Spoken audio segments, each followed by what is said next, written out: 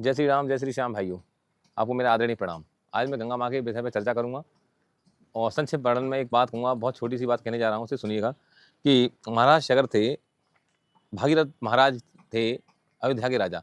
तो भागीरथ जी पहुँचे सगर महाराज के पास, तो महाराज से कहा कि गंगा जी को पृथ्वी के कल्याण के लिए छोड़ दीजिएगा।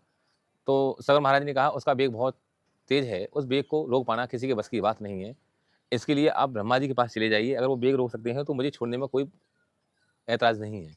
तो वो ब्रह्मा जी के पास पहुँचे। ब्रह्मा जी ब्रह्मपुरु के राजा थे, उस टाइम ब्रह्मपुरु के राजा थे। तो ब्रह्मा जी ने कहा उसका वेग वास्तविक बहुत टाइट है, उसका वेग रोकना हर एक किसी की बस की बात नहीं। इसका समाधान क्या है कि आप शंकर जी के पास चले जाइए।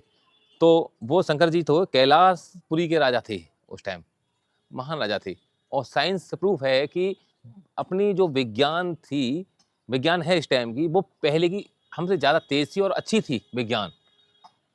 ऋग्वेद में अणविच्छय नाम का महासागर है, जो 3 धाराएं गंगा जी की, मैं इसके बारे में आपको बाद में बताता हूँ। 3 धाराएं गंगा जी की निकली थी।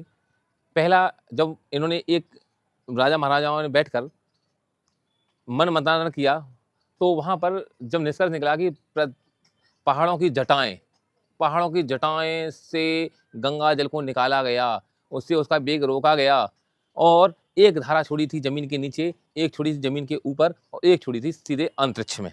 और जो अंतरिक्ष में जो गंगाएं छोड़ी थी उसका नाम है अणविच्छय नाम का महासागर है, वो अणविच्छय। ऋग्वेद में इसका क्लियरिटी किया गया है। ऋग्वेद में, ऋग्वेद, अथर्ववेद, सामवेद, यजुर्वेद, ये हमारे सबसे बड़े ग्रंथ हैं। सृष्टि की जब रचना हुई थी उसी टाइम ये ऋग्वेद, यजुर्वेद, सामवेद, अथर्ववेद का ऋषियों ने क्लियर कर दिया। अब जब ये धरती पर ये आ गई गंगा जी, तो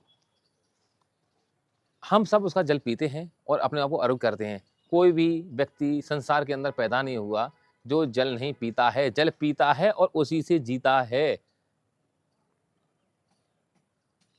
थैंक यू भैया।